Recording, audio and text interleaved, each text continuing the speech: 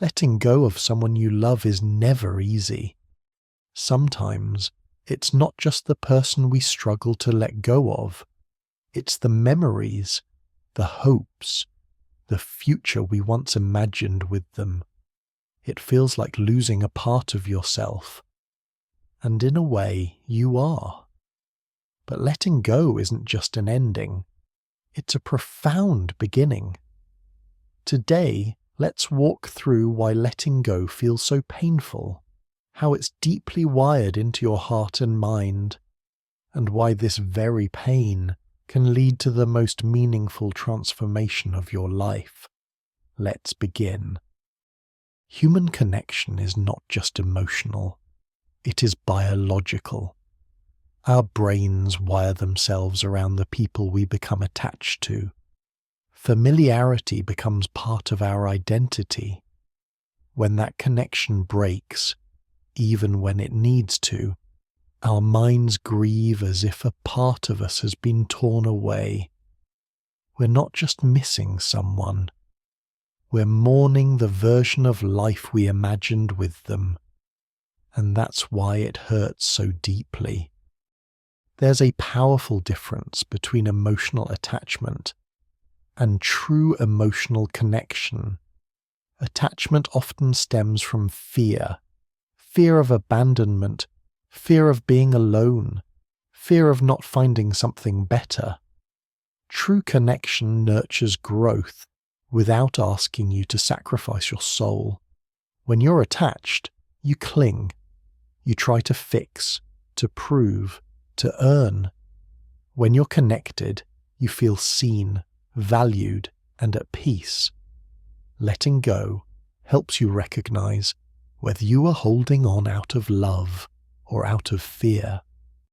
One of the biggest reasons we stay too long is because we're not just in love with who someone is. We're in love with who they could be, the potential, the imagined future, the maybe someday version of them.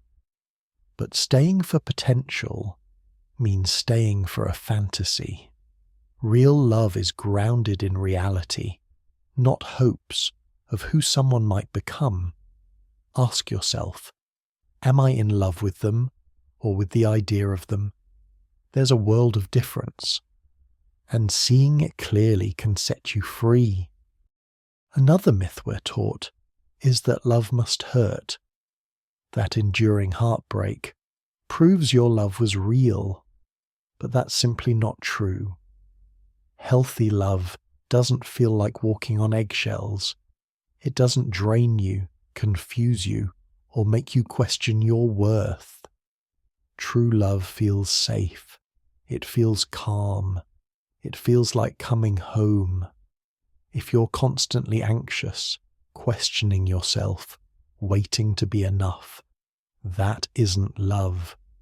That's fear, and you deserve more. Toxic or unstable relationships can silence your intuition. You start doubting your feelings. You override your needs. You shrink yourself to fit what the relationship demands.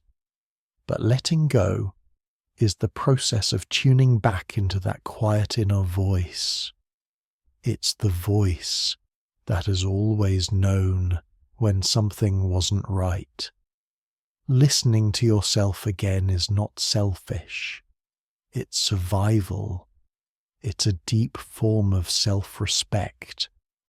If letting go feels impossible, start small. Write a letter to them, but don't send it. Pour out the anger, the sadness, the gratitude. Say everything you never said. Then write a letter to yourself. Thank yourself for being brave enough to love. Forgive yourself for staying longer than you should have.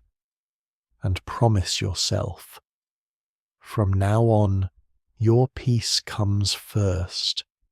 Healing often begins with simply telling the truth to yourself. Letting go is not failure, it's strength.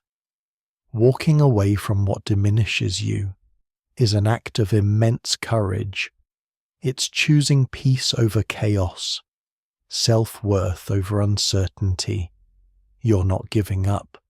You're refusing to abandon yourself any longer. And that is the beginning of a stronger, freer life.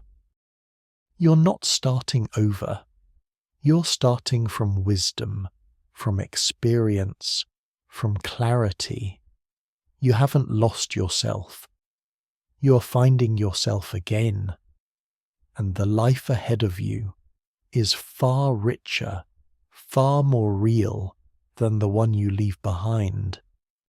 If you're somewhere in the messy middle of letting go right now, please know this: you're not alone, you're not failing, and you're not broken. This pain you feel is not your end. It's your turning point. It's the start of a new, stronger, wiser chapter. If this message touched you, leave a comment below and subscribe.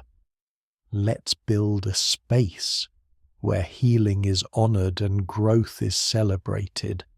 You're not losing, you're becoming,